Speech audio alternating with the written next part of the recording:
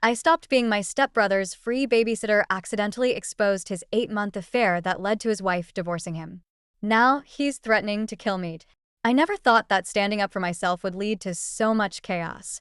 One minute, I was just living my life, working from home, trying to be there for my boyfriend, Craig. The next, I was the reason my stepbrother's marriage crumbled. And that's when everything spiraled out of control. I'm 28, a content writer, and I've been living with my boyfriend, Craig, 31, for the past 3 years. Life was good. But then came my stepbrother, Jake, who had always been trouble. Jake is 35 now, married to Candace, 33, and they have 2 kids, Lucas, 7, and Emma, 4. Jake had always been a thorn in my side. Since I was a kid, he had made it clear that he didn't want me in his family. My parents divorced when I was 10, and my dad remarried Lisa, Jake's mom, when I was 15. From the beginning, Jake resented my dad for marrying his mom and saw me as an intruder in his space. He avoided our house when he was home from college, and when he did show up, it was with snide remarks, always trying to make me feel like I didn't belong. He'd complain about how his mom was replacing him with me, which, looking back, was incredibly childish. But it didn't stop there.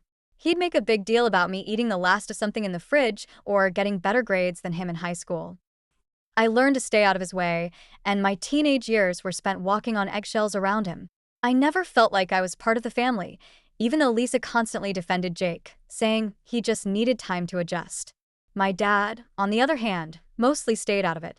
Things changed when Jake got married. I wasn't invited to the wedding. Jake said it was a small ceremony, but Facebook photos told a different story. It stung, but at that point, I had already become used to being excluded from his life. Then Lucas was born. Suddenly, Jake started acting differently. He invited me to his baptism, sent me birthday cards, and asked about my life. I was suspicious, but Lisa was so happy about us finally getting along that I tried to be open-minded. When Jake asked if I could watch Lucas one night so he and Candace could have a date, I agreed. Lucas was sweet, and I thought maybe this was Jake's way of making up for all the years of distance. At first, babysitting was just an occasional thing. A few hours on weekends, and Jake and Candace would bring everything Lucas needed and pick him up on time. They thanked me with small gifts or a coffee. I even went to the hospital when Emma was born, and it seemed like Jake had really changed. But of course, it didn't last. 2 years ago, Jake transferred to a new department at his job, and Candace returned to teaching full-time. Suddenly, babysitting became a regular occurrence. At first, it was just a few extra days. But soon Jake was calling me at 7 a.m. asking if I could watch the kids because their sitter had canceled. By lunchtime, he'd text asking if I could pick Lucas up from school. At first, I didn't mind because I worked from home, but it quickly became overwhelming. They never gave me enough notice, and the pickup times were always late, sometimes as late as 9 p.m., with excuses like traffic or work emergencies. Craig, who liked kids and would help entertain Lucas and Emma when I had deadlines, was getting frustrated too. Our one-bedroom apartment wasn't designed for kids, and it was starting to feel impossible to get any work done. The kids would knock over my papers, interrupt Craig's video calls, and leave toys everywhere. It was chaos. 6 months ago, Jake got a big promotion. That's when the requests for babysitting turned into demands. I'd be lucky if they gave me 24 hours notice, and Jake would drop the kids off as early as 8 a.m. and wouldn't pick them up until after 9 p.m. Candace was struggling with her teaching schedule, but I was drowning. My work was suffering, I missed deadlines, and I even lost a regular client. I tried to talk to Jake about boundaries. I suggested specific days that worked for me. I asked for at least 24 hours notice, and I even offered to help them find affordable daycare. But every time I brought it up, he guilt-tripped me. I thought we were becoming family, he'd say, or, remember how I included you in Lucas's life? I finally snapped last month. After missing yet another deadline, I told Jake I couldn't babysit anymore unless it was a real emergency. I gave him 24 hours notice, and I asked for firm pickup time. He was furious. He called me selfish and ungrateful, accusing me of betraying him after all he had done for me. Candace called me in tears, begging me to reconsider. But I stayed firm. Craig supported me, saying we had to put our life and careers first. For a week, Jake didn't speak to me, but I knew that was just a temporary silence. Then everything exploded. One night, at 2 a.m., Jake showed up at our apartment, drunk. He pounded on our door, yelling that I had ruined his life. He screamed that I would pay for what I'd done. Craig called the police, and I tried to talk to Jake through the door, but he left before they arrived. The next morning, Candace called me, hysterical. She revealed that Jake had been having an affair for the past 8 months with a coworker named Sarah. He had been using me as an alibi, telling Candace that he was dropping the kids at my place while he was actually meeting Sarah. Some days, he didn't even bring the kids to me. He was lying to everyone. Candace filed for divorce immediately.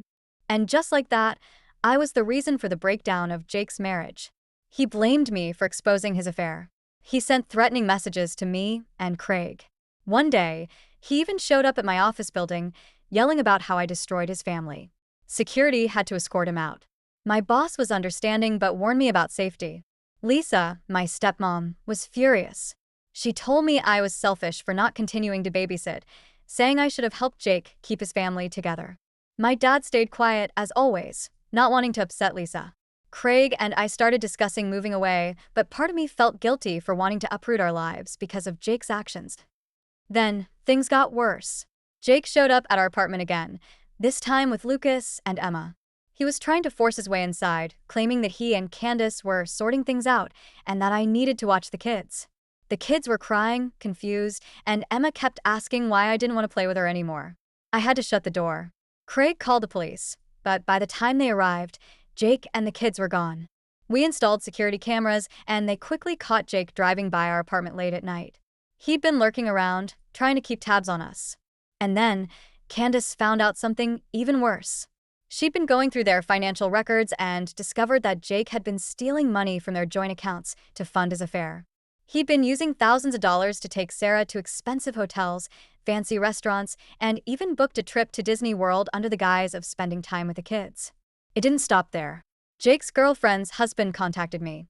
He shared screenshots of conversations where Jake had been talking about me behind my back. He called me ungrateful and stupid, claiming he only pretended to accept me as family so he could use me for free childcare. This revelation finally made Lisa question Jake's story, but instead of apologizing, she asked that we keep everything quiet to protect the family's reputation. Jake's harassment continued. He even started calling Craig's work, trying to sabotage his career by claiming Craig was abusive. It was exhausting and embarrassing. Meanwhile, Lucas and Emma were suffering.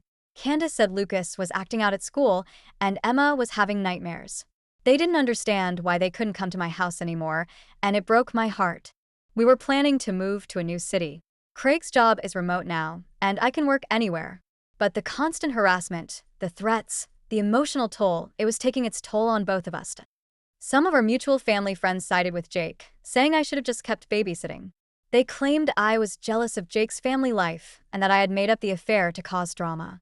I'm trying to stay strong, but the stress is affecting my health. I've lost weight, and I can't sleep properly.